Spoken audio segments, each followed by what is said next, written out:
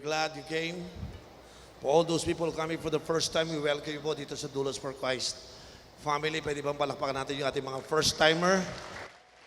And also, we would like to say thank you for those people who invited our first-timer. We know that the greatest thing that you can do to someone is to help that someone find their way back to God. Dito po sa Doulos for Christ, we just want to remind everyone that we're not here to introduce new religion. We're trying to help people to find their way back to God. And we believe one thing in this place, that man's greatest needs is relationship with God. Do you believe that? Man's greatest needs is relationship with God. Because if you don't have relationship with God, that is equivalent that you don't have God in your life. So we try to help people find their way back to God so that they could restore back their relationship with God. This year, our plans and goal, as you heard it before, the Doulos for Christ family, our goal, our plan is trying to reach out to those people who need God, who need not religion, but they need God. So this year, every one of us will be working together to reach out for the lost. And after reaching them out, we try to help them to grow and mature in the relationship with God. And by having that, they will grow and mature in their spiritual life. So that's the goal and the plan for 2016. Everyone who claimed to be the disciple of Christ should get into that. Amen. How many among you will try to reach out to lost people this year? Come on. Wala. Come on, raise up your hands. You want to reach out. Everyone. I really encourage you to reach out for your friends, for your loved ones, because they do need God. Amen. And then don't just reach them out. Try to help them to grow, because when you have a relationship, your relationship should be growing, isn't it? It's not just tying the knots. We have to grow in our relationship. Just like marrying somebody. You just don't go to the altar and then make a covenant with the girl and then after that, that's it. No.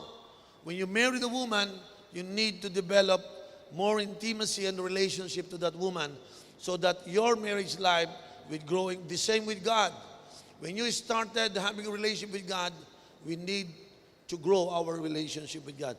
How many among you want to grow in your relationship with God this year? Come on, let me see those hands. That's it. Now, listen. Every Christian should have an active faith for this year. You need to have an active faith. Because if you are inactive, you cannot do much for God. Because, you know, mga inactive Christian, if you're an inactive Christian, you can have all the opportunity in front of you and you will miss it for one simple reason: you are inactive. But the day the Holy Spirit will activate your faith, you can touch a lot of people, you can help a lot of people, you could become a blessing to them, and because of that, God will bless your life. So, this year, it's gonna be an effort. Everyone will work, everyone will make an effort to fulfill our goal, to fulfill our plans. Amen. And you know, every plans that we have a strategy, and you know the strategy. Our strategy, again, is to win them, then follow them up, and then disciple them until we could send them becoming a true disciple of Christ. Now, we also gave a commitment that we're going to commit in prayer, and number two, we're going to commit to be united, or the other way around. Every one of us, that is our goal. Every one of us will join in commitment to be united. Everyone will contribute something for this goal. And everyone will come and pray with us so that every part of the goals would be accomplished. Now, is this the third week of the month, right? Third week, no? No date ba ngayon, by the way? It's 10. Probably it's second week. The second week of the year of January, I want to share to you a very important aspect of spiritual understanding wherein you would begin to understand why these unchurched people behave this way, why my disciple behave this way, And now I also understand why I behave this way.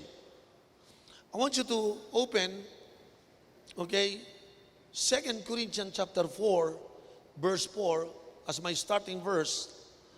I'd like you to know that spiritual information is different from spiritual revelation. Let me repeat. Spiritual information is different from spiritual revelation because information is a fact, but revelation is the unveiling of truth to you by God. To make it clear, bakit yung dalawang tao, both of them know the word Jesus. Kilala ko si Jesus, the other one said, and the other guy said, I also know Jesus. But you look at the other guy who said he knows Jesus, he's on drugs, he smoked, he's drunk, and life is not good. For one simple reason, he only knows Jesus by information, but not revelation. Well, the other guy who said, I know Jesus. I know Jesus. But when you look at his life, he lived the drugs addiction. He lived, liquors, vices, and he began to strengthen up his life. The difference between these two is the other guy knows Jesus by information, but the other guy understands Jesus by revelation. Because by revelation, it is the inner clarity of truth in your life. By the way, not everybody has the revelation. Majority has the spiritual information. They just have the facts that does not affect their life. So 2 Corinthians 4:4 reveal what happened to a man, why men settle for information instead of having revelation. Listen to this. If you got spiritual information, it will do no good to you. Nothing at all. What you need is the spiritual revelation. Because revelation is so important that it could cause you to fully understand who is this God. So let me read this passage so that I could share these matters to you. Palakpakan natin muna ang Panginoon. Now,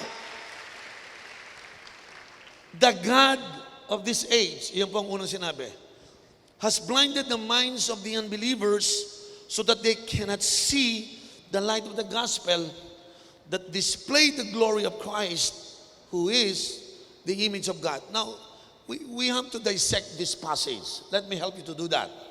I'm the pastor, I'm the preacher now. So I have the opportunity to dissect one by one so that I could explain better, so that it will come to you as a revelation. There is the God of this age, the God of this world. That word pertains to Lucifer. Say that word, Lucifer. Lucifer is Satan, the devil. And my Bible, it was God, He acknowledged, He told us that there is Lucifer. If nobody believes you that there is Satan, you're wrong. Because God Himself told us that the God of this world is here. There is such thing as demonic, satanic, devilish, spiritual being on this world that you don't see. But God is good. He told us there is the God of this world. And the leader of that pack is Lucifer. And he got a lot of demons worshiping him and following him. And according to the Bible, the God of this world, they are doing something that majority of the people don't even understand it. But Apostle Paul, when he wrote down, he wrote something letters for the Corinthians, and he tried to unveil the works of the devil. Very few people will tell you how the devil works. I am one of those pastors that I want to expose the works of Satan, or else you can become a victim of the devil. And one of the tactics, the way he do to deceive people, the Bible said, the God of this age has blinded the minds. Satan, Lucifer, he attacked not your eyes, but the blindness of your mind. Because your mind, there's the place where you gather spiritual information. It's not the eyes, it's the mind. Mind is under the faculty of your soul. Soul had emotion. Soul has a decision. The will is there. And most of all, the mind. So you are composed of soul, body, and spirit. Are you listening? Your soul perceives every information, data sa inyong mind. Satanic forces will try to invade that faculties in your mind so that he could blind you mentally. Because every human being, especially every one of you here, you see things based on how you look at things.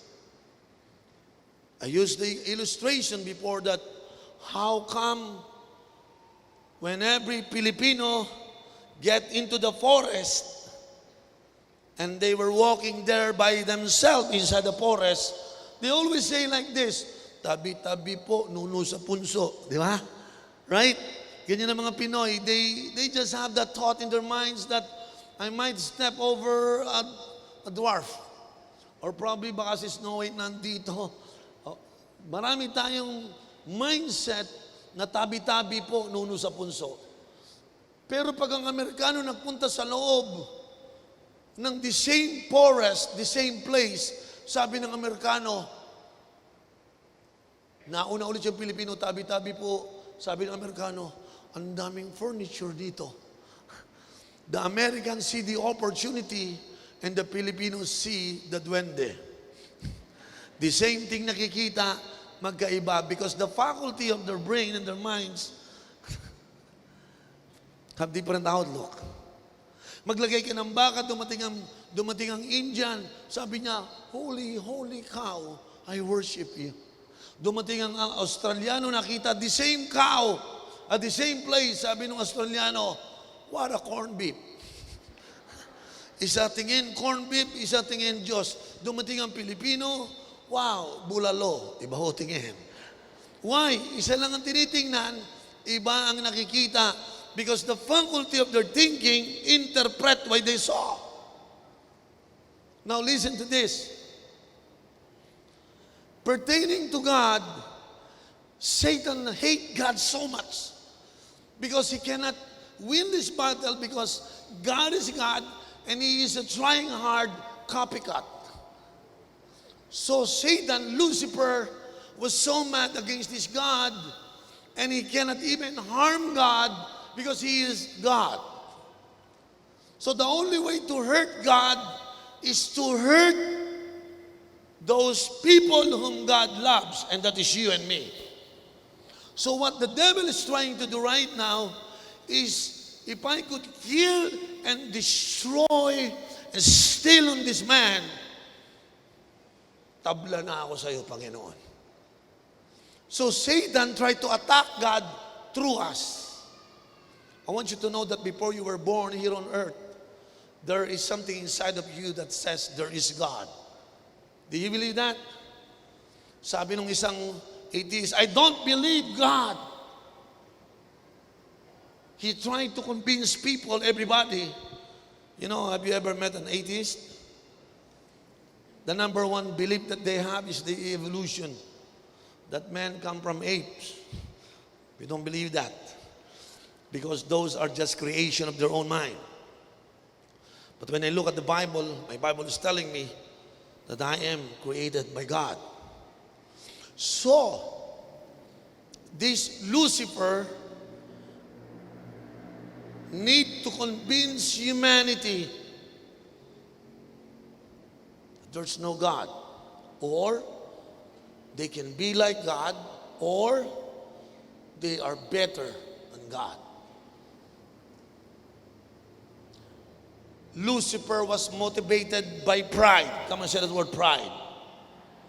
When you are proud, you exalt yourself. You cheat your own self thinking that you are better, but you know it's not. Have you ever seen a proud man? Ha? Naalala ko yung sumakay sa aeroplano.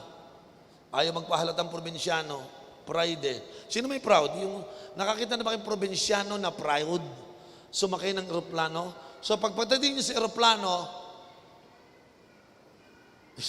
yung seat number, hindi niya alam kung saan. Tumayo siya. Sabi nung, saan kayo, sir? I know what I'm doing. Mayabang eh. Proud. First time niya palang sumakay ng aeroplano. Sabi po nung steward, can I help you, sir? Can I see your boarding pass? Sabi niya, I know what I'm doing. My boarding pass said, I have to sit at 17A. Oh, sir, okay, 17A is over there, right besides the window. That's your seat. Thank you for helping me. So, umupo siya doon. Sabi po ng steward, ladies and gentlemen, it's time to buckle your belt. So, nakita niya yung, sabi, i-seat belt mo na. So, kinuha niya yung seat belt niya. Hindi siya nagpapahalatang hindi marunong. Pinagpatong niya. Sabi, sir, paki-buckle on. Sabi niya, later. Ayaw niya magpahalata talaga. Mamayang konti, yung katabi niya, sinilip niya ng konti, hindi siya nagpapahalata. Nag-shade siya. Sinisilip niya paano pagkabit ng seatbelt. Nung nakita niya ganun pagsabit ng seatbelt, dali lang pala. This guy is so proud. Suddenly, bigla siyang naihi.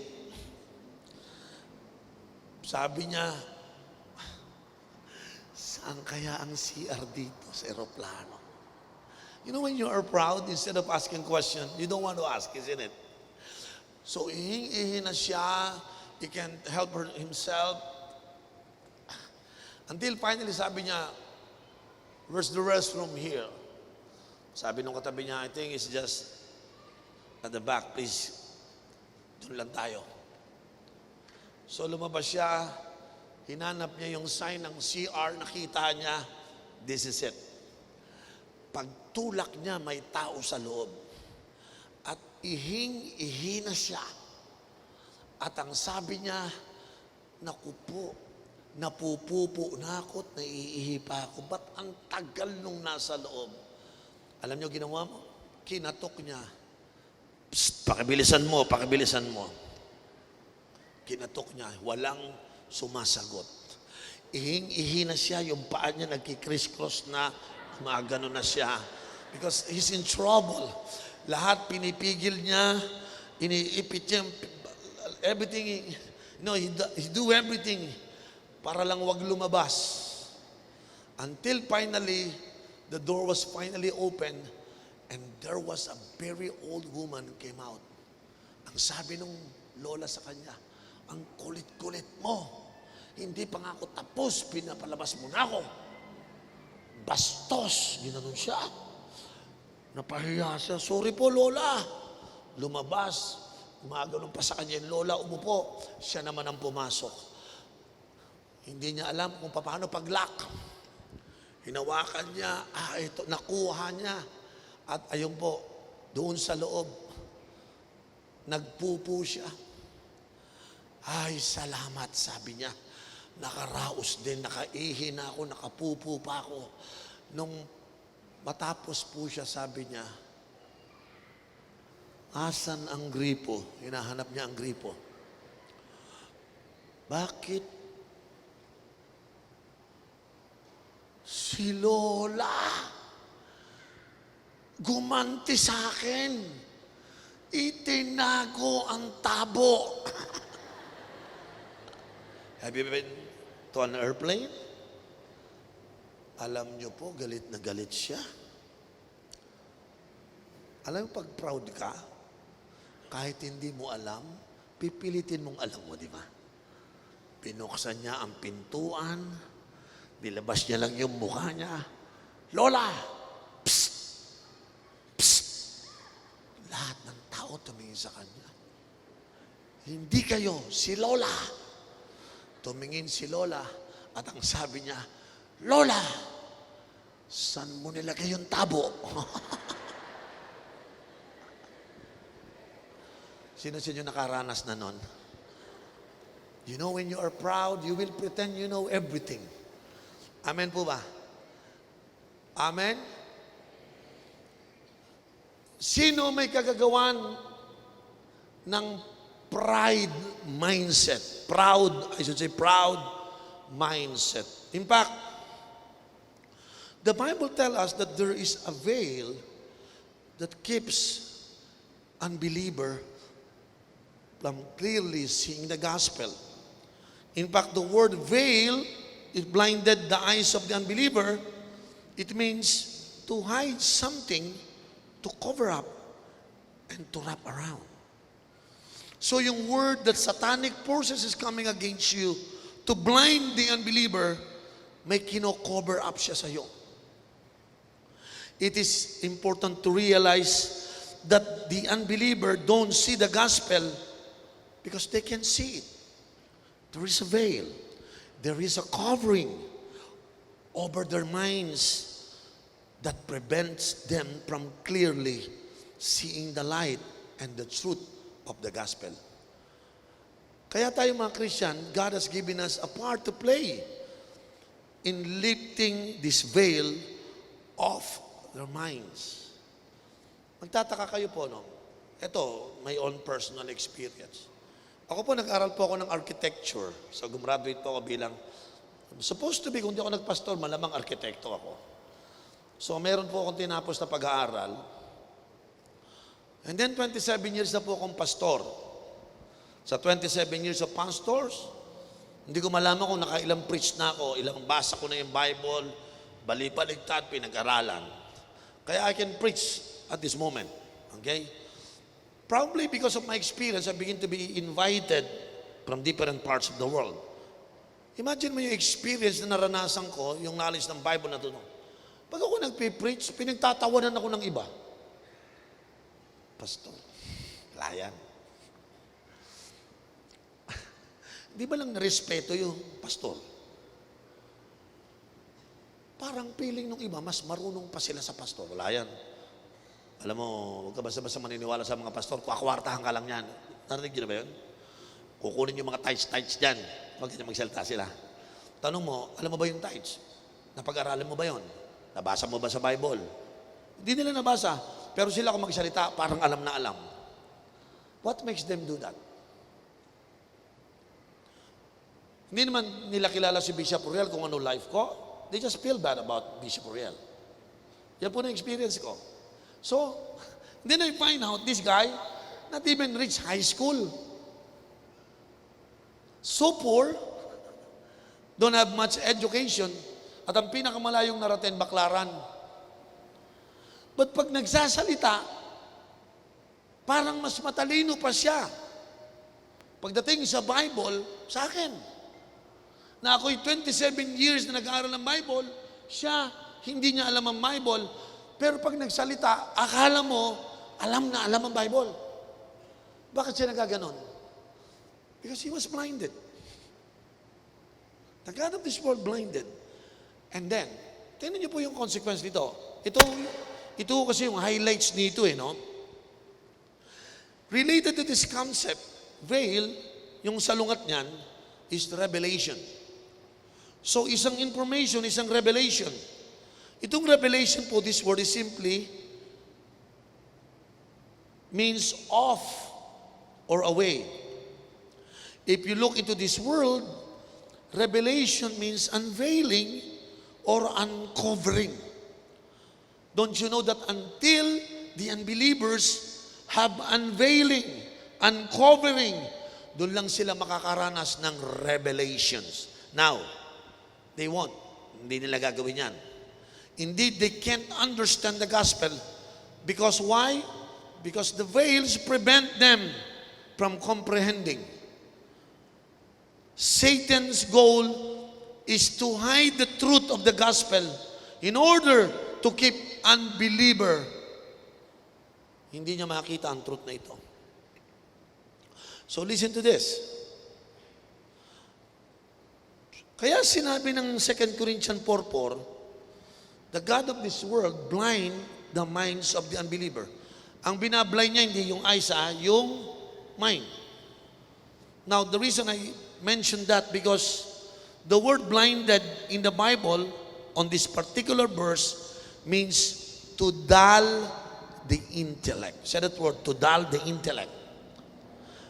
Pag inataka ni Satan, may mind ka, nandyan yung intellectual faculties mo. Ano sa Tagalog ng dull? Mapurol? Pupurol yun. Ang gusto ni Satan, mapurol ka. Pagdating sa Diyos, banu ka, mapurol ka, tangingot ka pagdating sa Diyos. Ang goal ni Satanas ay gawin kang ing-ing pagdating sa Diyos. Ako, lahat ng computer, lahat alam mo. Lahat ng microchip, kaya mong gawin. Pero pagdating sa Diyos, bobo ka. Yun ang gusto ni Satan gawin sa'yo. The goal is to blind you so that you will be dull about the truth of the gospel. Isa natawa ko, doktor, taas ng pinag-aralan. Sometimes accountant, taas. May master's degree. Pero pag pinag-usapan ng gospel, nagiging dull. Now listen very carefully. Because what I'm trying to share to you is the operation of Satan against those people who have their own minds and they think they know it all. Listen very carefully. Satan wants to dull your intellect to make blind out of your intelligence. Don't you know that Satan has the ability to dull the unbeliever's thinking where the gospel is concerned? Kasi ipapaliwanag mo yung gospel, yung mind mo mag-iisip dyan kung pinipreach sa'yo yan Pero gagawin ni Satan, idadal yan para hindi. Kaya kita nyo, ang mga unbeliever, ang daming walang basihang bintang. Ay, nako, yung religion na yan, peperahan ka lang yan. Wala naman silang basihan. Ay, nako, bla bla bla. Wala naman silang basihan. Now listen. As Satan begin to work on your thinking, the root word for blindness is to make smoke in your mind. Palalabuin niya po yun.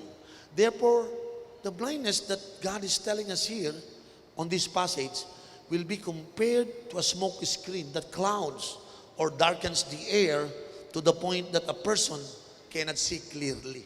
Yun ang ginagawa. Kaya kita nyo, kilala nyo ba si Jesus?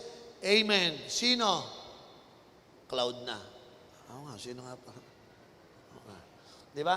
Yung isa sabi ng iba, mahal na araw. Imagine nyo, mayroon lang akong constant observation. Last January 9, have you seen the parade nung Black Nazarene? Yan po, ginagawa po nila every January 9. Kasi po yung mga Catholics talagang, they were so devoted to, celebrate the Black Nazarene, di ba? Pero alam niyo po ba, sa loob ng 365 days, merong January 9, isang araw lang yon, para lahat ng maraming devotees ay pupunta po sa Quiapo. Paano kung sabihin ko sa inyo ngayon, sa 365, January 9, tanggalin mo, yung natitira doon, walang bumibisita. Bakit tayo nagsisiksika noong January 9, na pwede naman tayong pumunta noong December 2? Ano pinagkaiba ng January 9 sa November 2? Yung Black Nazarene, nakahiga din doon. Walang gumagalaw. Ba't ka pupunta ng... binalita po. Isa ho ang namatay na deboto at may 1,200 na sugatan. Kung ikaw, pumunta ka na lang sana doon ng mas maaga, di wala kang sakit. Tama ba? Tama. Bakit ginagawa ng mga tao to? Yan po yun. Blind. Think about this.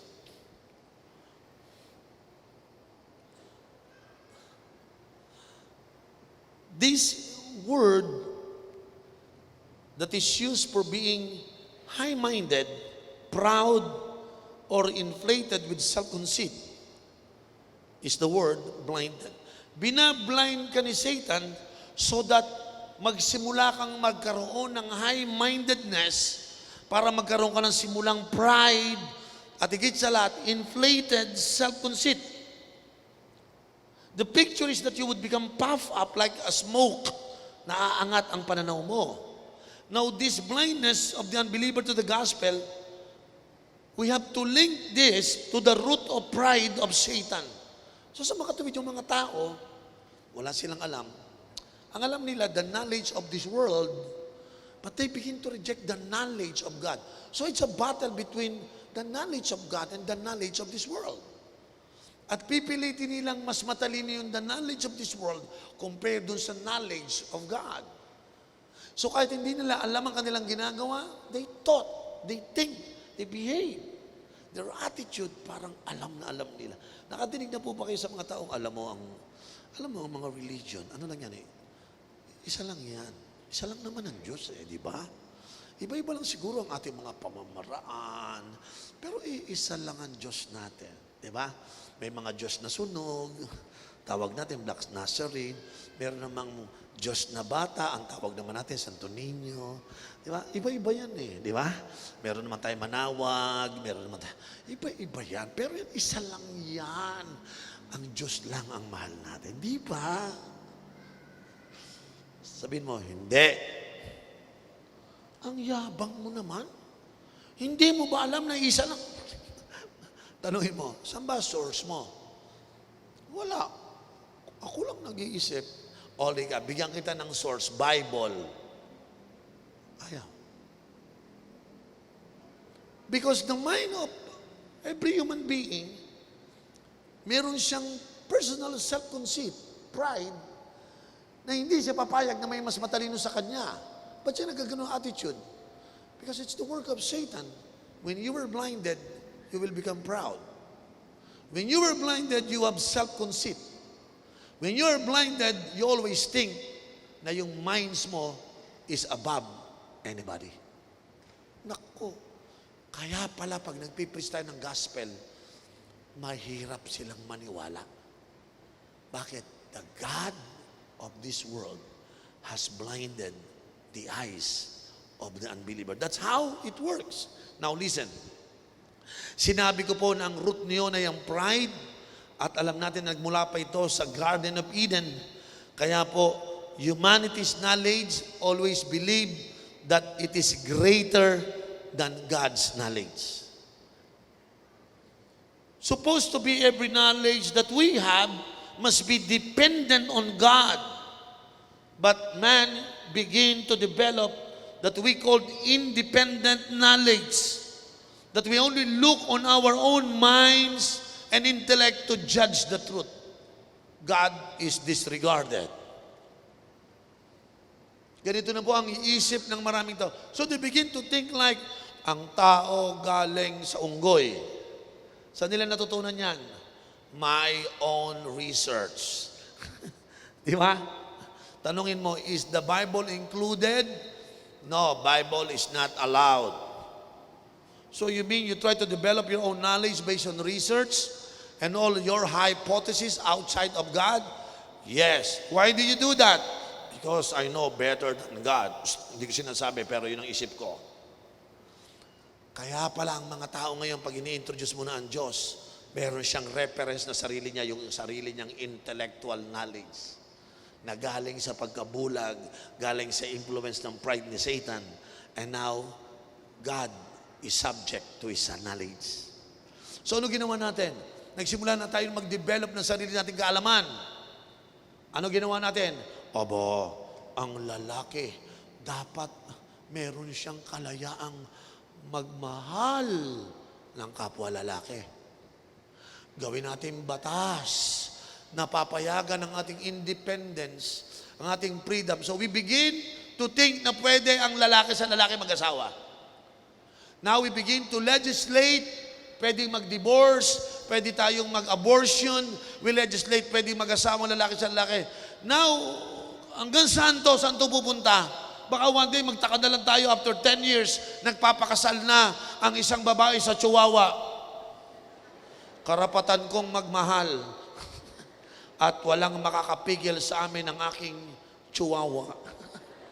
Kasi kami dalawang may forever. Hanggang saan yung talino ng tao mag-overboard sa talino ng Diyos? Now, ito ako ngayon yung pastor. Sasabihin ko sa mga gusto magpakasal na kapwa lalaki, ay wala ho yan sa Bible. Ang nag-aasawa po, lalaki at babae. Sino ka?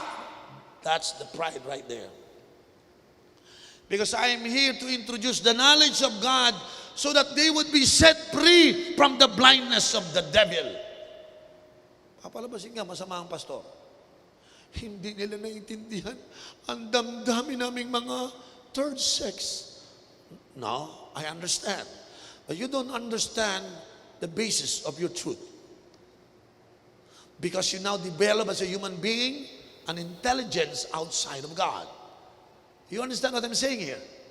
So when humanity begin to develop understanding, thoughts, thinking that is outside of the Bible, that was influenced by the satanic forces, and it always go against the Bible. Dito po nagkakaroon ng problema. Kaya nga sabi ko, ang goal natin mag-reach out to the lost. Ewan ko kung may ma-reach out ka. Kasi lahat ang kakausapin mo, ganun. Kaya yung iba nagsasabi, Pastor, how come for the whole 2015, wala akong nasirang kahit isa.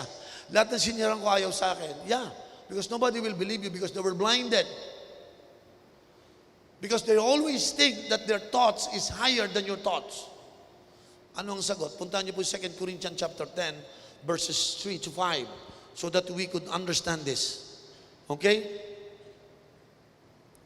Man begin to filter through his inward knowledge, all of which is enunciated by pride. Hallelujah. Self-serving. 2 Corinthians chapter 10, verse 3, for though we live in the world, we do not wage war as the world does. Verse 4, the weapons we fight with are not the weapons of the world. On the contrary, they have divine power to demolish strongholds. Tingnan niyo po yung sa verse 5. Patungkol po lahat yan sa utak, sa mind, sa intelligent ng isang tao. We demolish arguments and every pretension that sets itself up against what? The knowledge of God. And we take captives every thought. Minds ulit po yun. To make it obedience to Christ. Ayun. Kaya pala po yung maraming tao hindi nakakakilala sa Panginoon because their mind is not yet captive to make it obedience to Christ.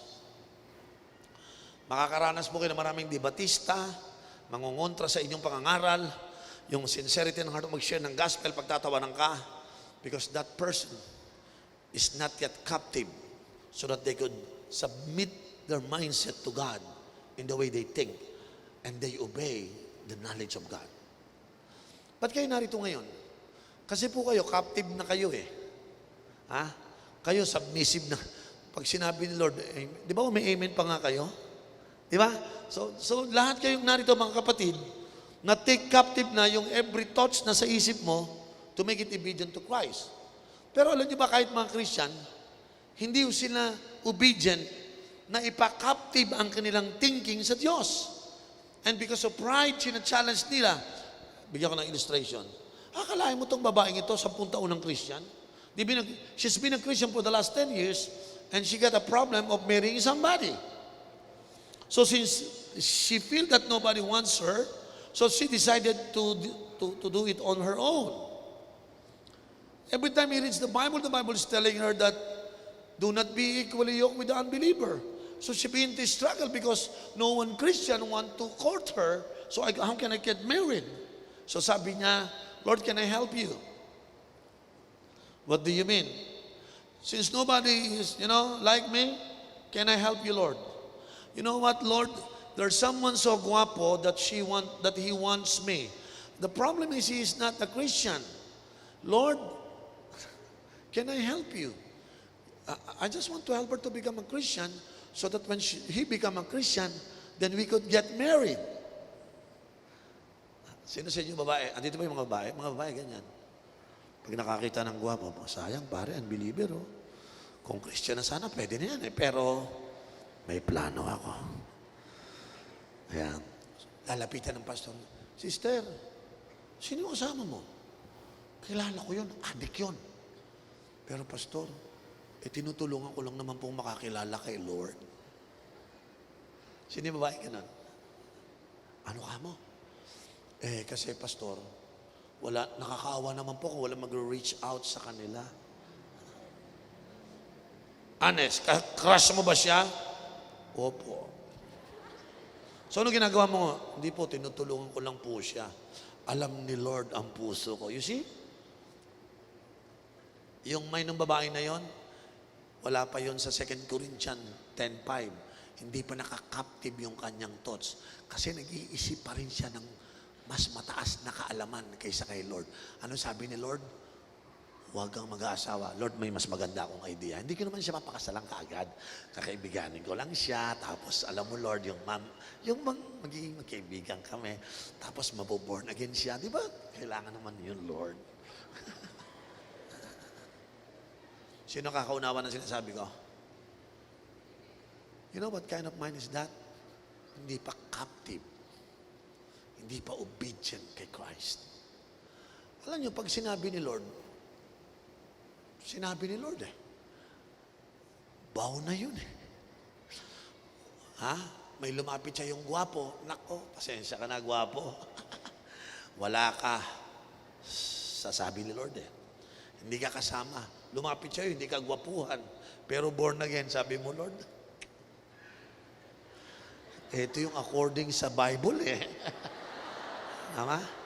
Pero yung mukha, Lord, mukhang hindi ko type eh. Tanongin mo, sino pipiliin mo sa dalawa? Kasi pastor, yung mukha malabo nang mabago, itong puso pwede namang magbago eh. Di ba binanggit ko sa inyo, ang gwapo, masarap sa mata, pero masakit sa puso. Yung pangit, masakit sa mata, pero masarap sa puso. Kahit tanungin yung misis ko, alam niya yon. Sa misis ko, sabi niya sa akin, masarap ka na sa mata, masarap ka pa sa puso. Kaya nga sabi ko, tanungin niyo eh. Para lang humagising yung inaantok. We must attack the root of rejection, the root of pride, because not everybody is not captive every thought to make it obedient to Christ. Kaya, eto sasabihin ko sa inyo, pag gano'n na yon, may demonic attack yon. Hindi yung tipong, Lord, ba't ganito ba puso ko? Hindi ho, dinidemonyo ka. Bakit ganito nararamdaman ko? Hindi, atake ng demonyo yan. Iba yung nararamdaman mo, iba yung dinidemonyo ka. Sabi mo sa katabi mo, malinaw? Ha? Pastor, totoo ba yung sinasabi mo? Nagkakrush ako sa unbeliever. Hindi ho puso yan. Demonyo yan. Ha? Kaya ko patunayan sa Bible. Gusto mo, mag-abot tayo mag-Bible study. Alam mo nang mali, ipinipilit mo pa, yun yung sinasabi nga ng Bible. The knowledge that exalt itself against the knowledge of God. Nako, talagang nilalabanan natin yung sabi ng Diyos. Bakit? Diyan ho, bumagsak ang demonyo. Sinabi ng worship leader ka, hindi ka Diyos eh. Bakit? Gusto ko kasi maging Diyos eh. Hindi nga pwede. Ginawa lang kita, hindi ka Diyos. Creation ka, angel ka. Pero gusto kong maging Diyos. Lumayas ka na dito. You cannot be equal with God. So si Satan nang bumaba dito, gusto kanyang maging kamukha niya. Tignan mo yung katabi mo. Sabihin mo, delikado ka. Ano yung kamukha niya?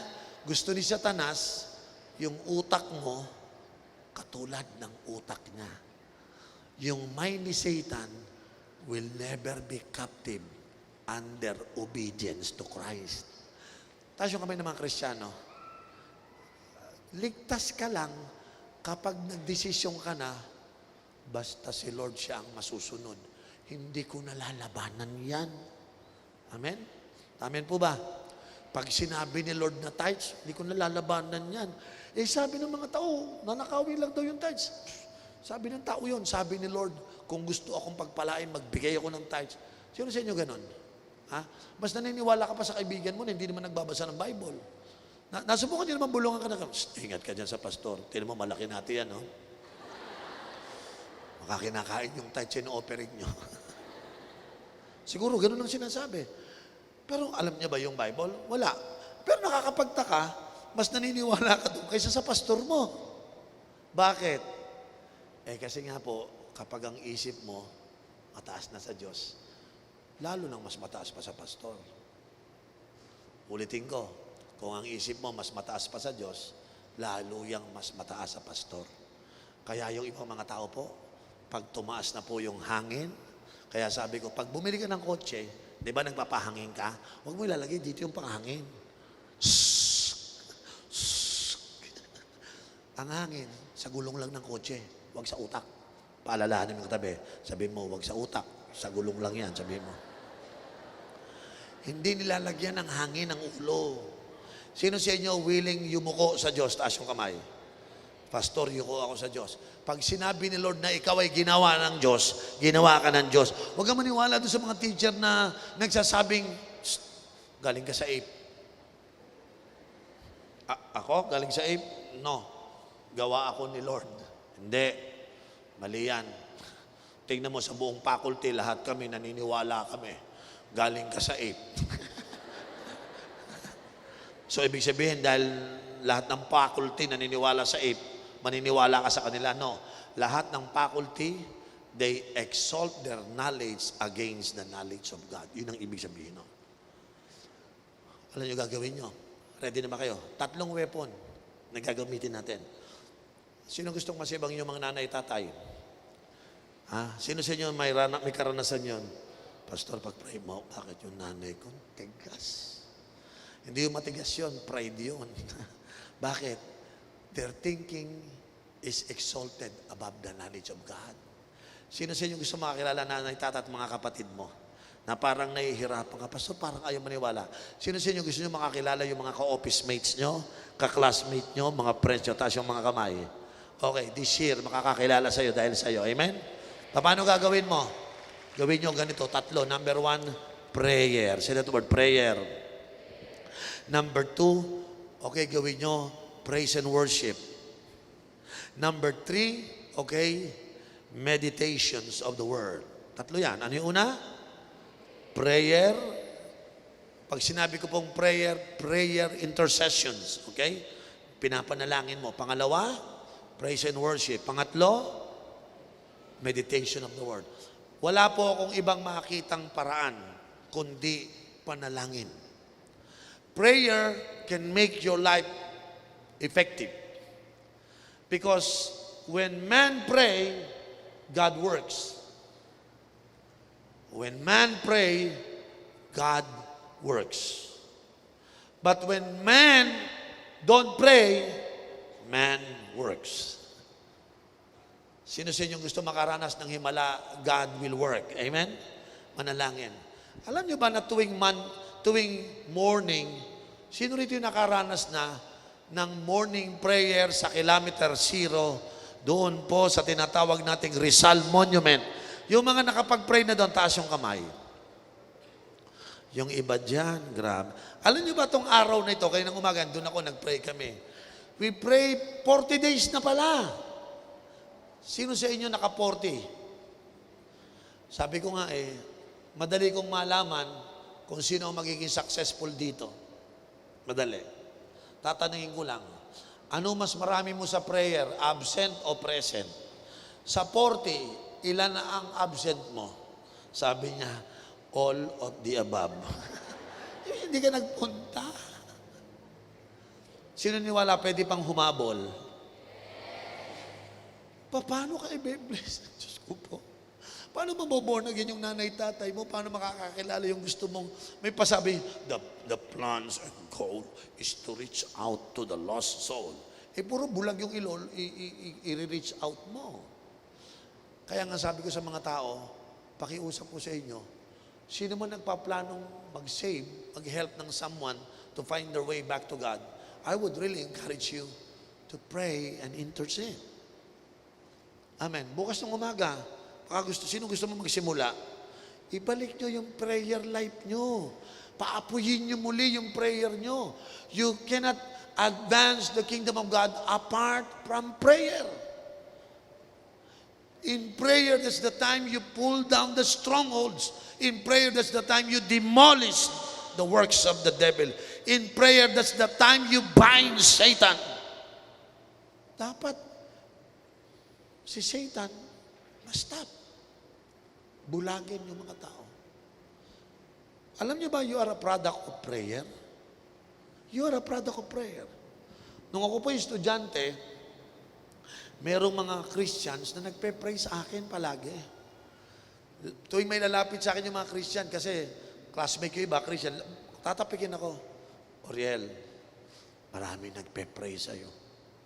Pag sinasabi nila sa akin yon, sabi ko, bueno, parang gano'n.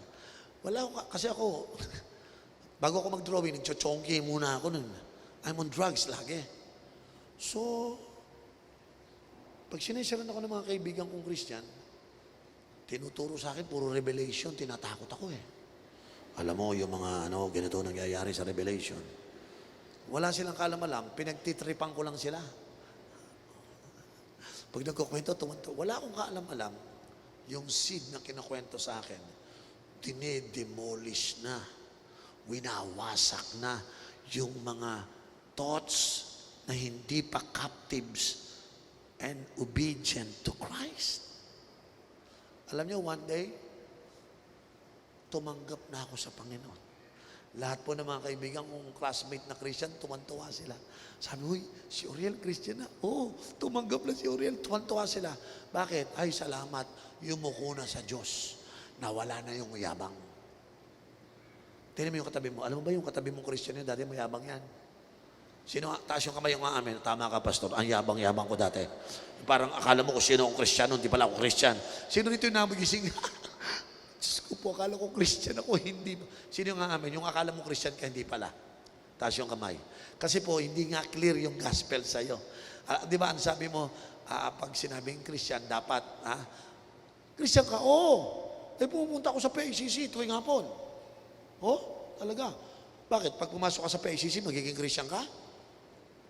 Kailan ka pumasok sa McDonald's, paglabas mo, hamburger ka?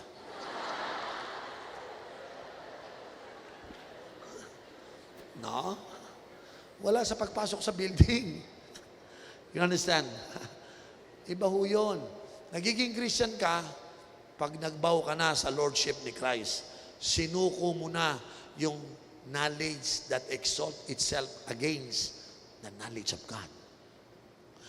Time na sinabi mong, hindi ko pala talaga alam. Pero ngayon, alam ko na. Amen. Sino rito yung nagkaroon ka ng bagong pananaw kay Kristo ngayon? Naging iba. Nung tingin mo kay Kristo, may large, may medium, di ba? Tama?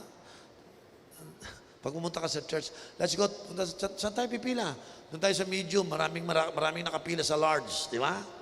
Ay, nako, puno rin ang medium, punta sa small. Ay, nako, sabay na lang tayo, doon tayo sa extra small. Bakit? Is that the way how you look at God? January 9, ito lang. Nakita nyo, dahil nagbubuhat sa Diyos, kailan sinabi ng Bible na buhatin nyo ako at ipasyal nyo ako? May homesick na ako,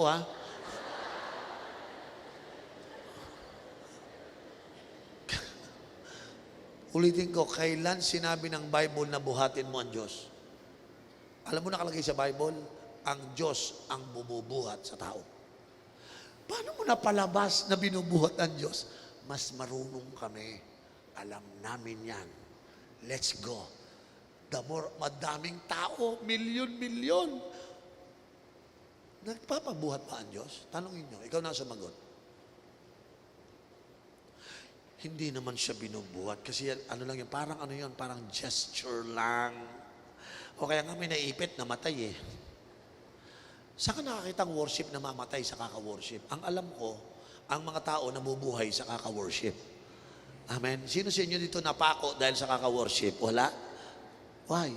Kasi nga, gawa mo lang sa isip yan. Hindi naman yan eh.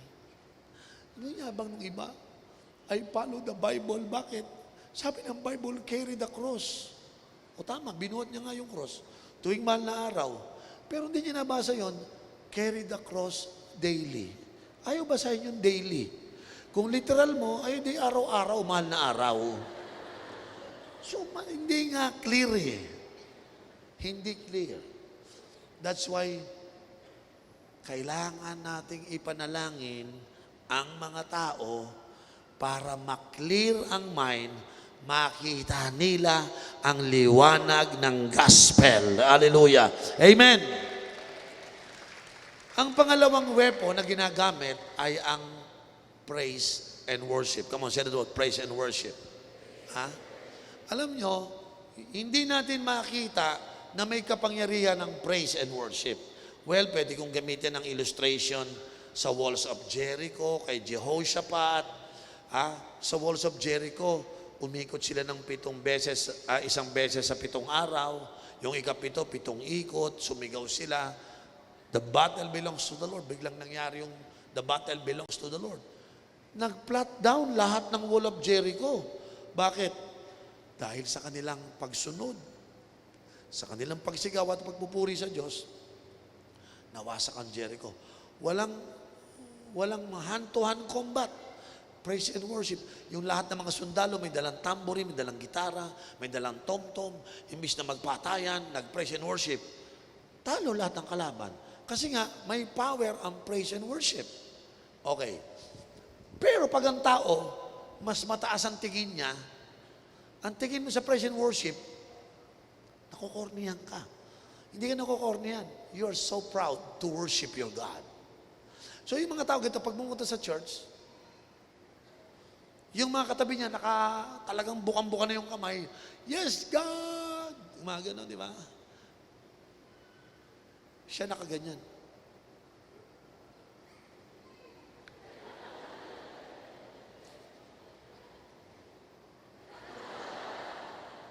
Yung knowledge mo, puff up. Akala mo mas mataas yung kaalaman mo doon sa kaalaman nila sa Diyos. Lumalabas na tinatanga mo sila, ikaw pala ang tanga. Masakit salita, pero sasabihin ko sa inyo, tinatanga mo yung mga yan, pero ikaw yung tanga. Sino sa inyo, pagdating sa worship, hindi ka makataas ng kamay? Pag hindi ka makapagtaas ng kamay sa worship, kasi si Satanas, nilalagyan ka na naman ng thoughts, ng arguments, ng knowledge that exalt itself against the knowledge of God. Kaya, yung Diyos na karapat dapat purihin at sambahin, hindi ka sumasamba. Gusto nyo turuan ko kayo mag-worship ngayon? Turuan ko kayo, ha? Ito. I think tinuro ko na to noon, pero gusto kong pag-aralan. Pag nag-i-struggle kayo sa worship, weapons kasi talaga yan eh. Simulan mo, halimbawa, nagkakantahan na. Yung parang beginner ka lang, tipong, yan lang muna. Kahit wag ka lang gumanong, ganun lang muna. I worship you, di ba? Ganun lang, okay na yun. Di ba? Ngayon, next week, medyo i-develop mo yung worship mo. Gumanon ka na. Yan, pangalawa. Hindi ka talaga marunong pa eh. Nahihiya ka pa. Pero unti-untiin mo. Isa. O kung gusto mo nahihiya ka, ipasok mo sa bulsa mo, gumanong ka pa rin. Di ba? Or, itaas mo yung kamay mo, nahihiya ka, ipasok mo sa damit mo, gumanong ka pa rin. Di ba? Hanggang yung pangatlong week, gaganong ka na. Di ba? Nakaganyan ka na. Itataas mo na ng konti. Yan. Oh, grabe, tumaas na. Yung pang 4th week, bukang-buka na yan, nakagano na yan. Yes, Lord. Alam niyo, iba sa atin, isang buwan na nakaganito pa rin. Hindi maitaas ang kamay sa Diyos. Bakit? Think about it. The pride is attacking. Because Satan don't want you to worship God. He wants you to worship Him. Sino sa inyo established na, alam na ng buong kademonyohan, na ang kamay mo ay sumasamba na sa Diyos? Taas yung kamay. Nakataas na ba yung kamay mo sa Diyos?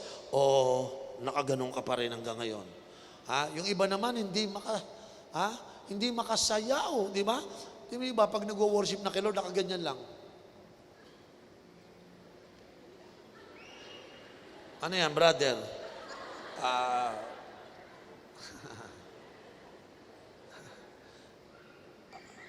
Nahiya ako eh. Paano ka makapag-worship? Nahiya ka. Okay, di gawin mo ganito. Pag gusto mo nang sumayaw, dahan-dahan. Di ba? Pag kumakanta na sila, siguro, sa isa lang. Di ba? Di ba? Spirit of the Lord is in my heart.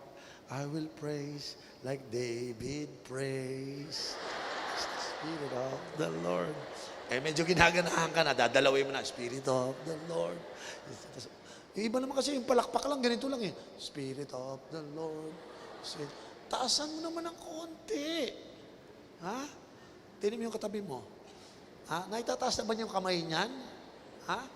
Hanggang mga fourth week na, yung paa mo gumagana. The Spirit of the Lord is in my heart. Papataas na ng pataas. Nawala na yung pako. Di ba? Gumagano ka na. Yes! Hanggang mamayang konti, nagwawala ka na. I am undignified before the Lord. Why? Hallelujah. Sino rito yung willing ka nang maging undignified para magpuri sa Diyos? Yung hindi ka na nahihiya. Yung iba naman kasi, syempre, nagtrabaho na, may sweldo na, nagpa-makeup na. Kaya kung ako sa inyo, huwag masyadong babanatin yung mukha mo, baka di mo mailiko.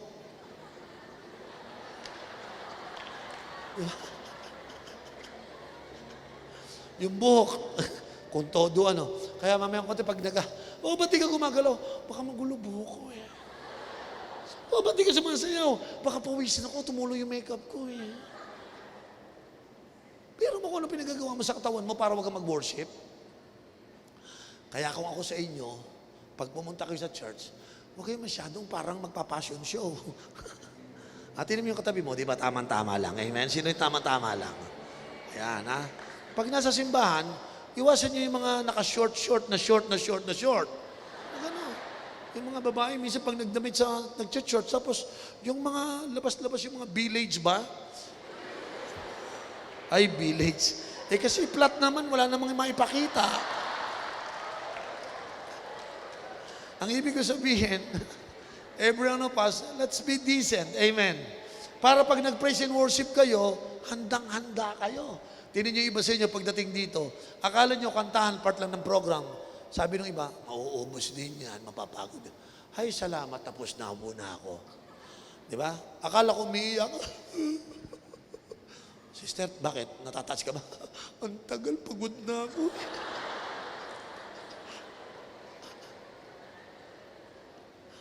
Hallelujah. Ang pangatlo, yung Word of God, yung Bible. Buksan nyo sa Jeremiah 29:33 or 23:29. Ano po sabi dyan? Sa book of Jeremiah. And then I will close. Tingnan nyo po ito. Jeremiah, kapatid, 29:33, na yung word ay parang fire at parang hammer. Okay? No, 23:29, bro. 23:29. Is not my word like what? Ganda. You know, fire symbolize, okay, purification. Say that word, purification. Alam nyo, pag kayo nagbabasa, nagme-meditate ng Word of God, sinishare nyo sa mga tao, may kasamang fire.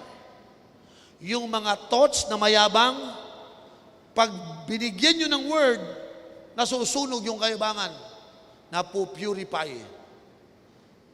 Declares the Lord, and like a hammer that breaks a rock in pieces. Ang salita daw ng Diyos ay parang hammer na dinudurog ang bato into pieces. What does it mean? When you want to win other people, when you want to share the gospel, you reach out to the lost. You have to utilize the Word of God to keep on preaching the pure Word of God. Repeatedly, repeatedly, repeatedly.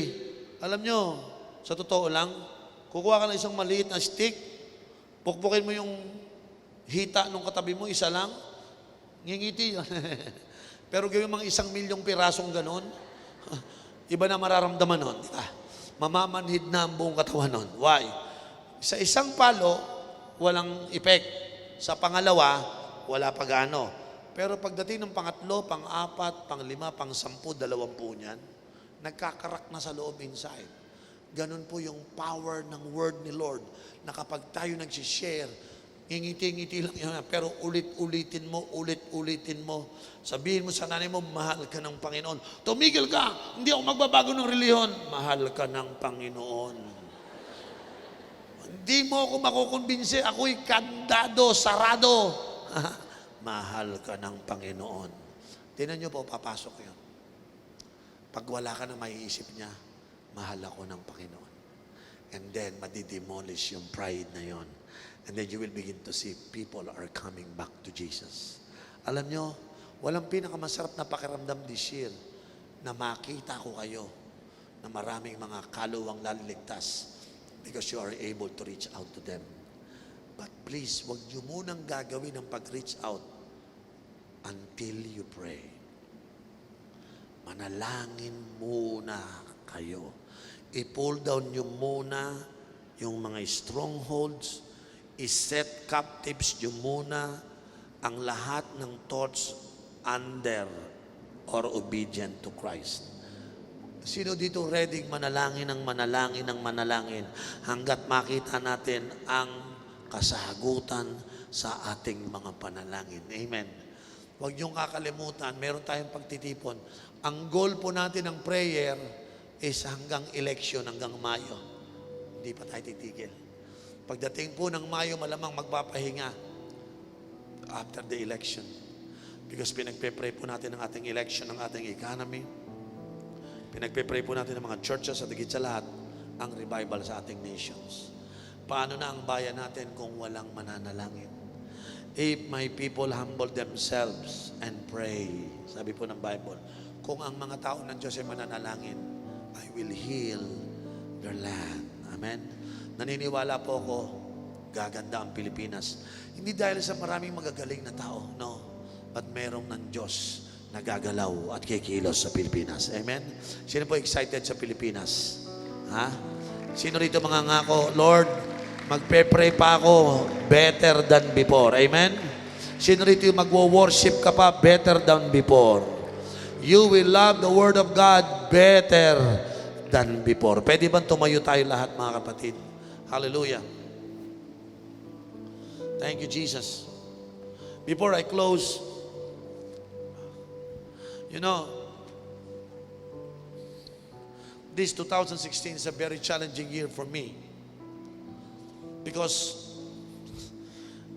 although the church has been growing for the last 10 years from 200 to more than 20,000 now, God is still speaking to me na, Uriel, you have to grow the church. Imagine, with this dimension, we have more than almost 8,000 churches all over the Philippines. We are discipling them to do the vision. 8,000 churches, plus different churches all over the world. And yet God wants us to grow. And I see the challenge that every one of you will be struggling, helping the church to grow, because the people whom you are about to reach out is under a mighty attack by Lucifer. That's why at the very early of this year, I encourage everybody, let's go back to prayer. Akala ng demonyo makakaisa siya ngayon 2016. Babalik tayo sa prayer. Doon natin siya lalabanan at doon din natin siya tatalunin. Amen? For it is not by might nor by power, but by the Spirit of the Lord. Sino rito gusto magkaroon ng victory sa buhay mo this year? Ha? Sabi mo sa katabi mo, dagdag panalangin, kapatid. Sabi mo sa katabi mo. Yes, dagdag panalangin. Sino rito yung magdadagdag ka ng panalangin? Itaas yung kamay. Hallelujah. Tuwing praise and worship natin, ipakita natin that we are making war. Worship and praise will be utilized to pull down the strongholds of the devil. Amen. At higit sa lahat, hindi kayo magsasalita ng sarili niyong salita. All of you will be ministering to people according to the Word of God. Just like Jesus when He was tempted by the devil, I will give you every part of this world if you can worship me. Sabi ni Satan, you can turn this rock into a bread and feed yourself. You're hungry for fasting. But Jesus said, no, man shall not live by bread alone, but by every word that proceeded out of the mouth of God. Jesus is making an emphasis that the Bible, the Word of God, is what we need. We shall never live by bread alone, but by every word. This year, make your life strong by feeding yourself with the Word of God. Because the Word of God is the bread of life for us. Amen. So sa hapong ito, I want you to raise up your hands right now. And I want you to make a commitment.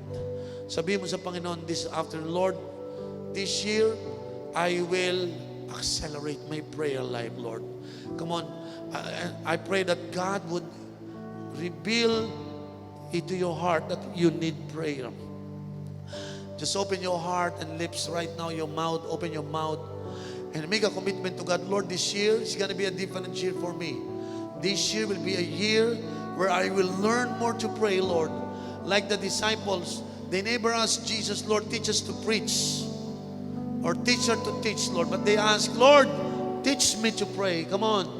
Ask the Lord, Lord, teach me to pray. Teach me to pray. Let every heart right now plead before God. Lord, turuan mo akong manalangin sa taong ito. Lord, hayaan mo yung increasing intercession. Prayer for other people will happen in my life.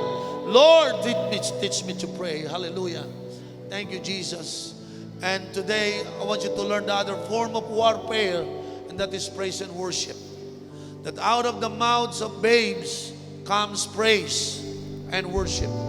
May the God of heaven fill your hearts with praise in remembrance of every good works of God for your life. That you will step out and you will never be silent. You will be loud because you want to praise and adore God for what He has done in your life. Lord, fill our hearts with praise. Fill our hearts with praise, Lord. Fill our hearts with worship, for you deserve it, O God. Hallelujah. At ang mahigit sa lahat sa hapon pong ito, let the word be a lamp unto thy feet, O God.